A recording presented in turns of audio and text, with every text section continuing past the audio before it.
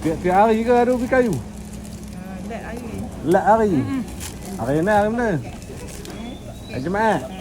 Hari Minggu pula lah. Ni Ubi kayu. ubi kayu. Oh, ubi kayu. Ada ubi kayu. Ada.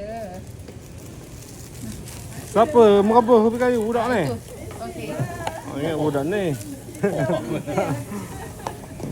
Kayu. Ubi kayu. Ubi kayu sampai hitam jadi. Ubi kayu sama kantan dia. Sampai kantar. Ni. Hmm. Sampai kantar. Oh, kering. Sama kantan kering. Oh, sedap ni. Ubi kayu sama tumis petai dia. Ni nasi manis. Bulat pagi. Pulut pagi ingat nasi manis. Ni ubi kayu Tu nasi goreng. Goreng kampung ni. Oh, betul kampung. Lauk kosong. Sama kerang. Tak tahu kosong sih. Buah sini.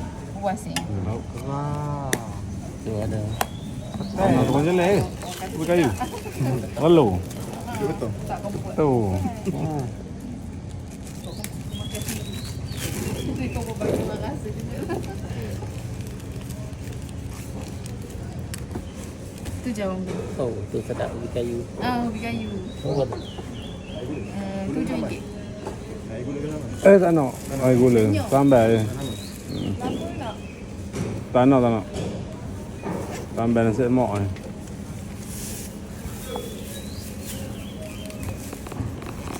Jitan.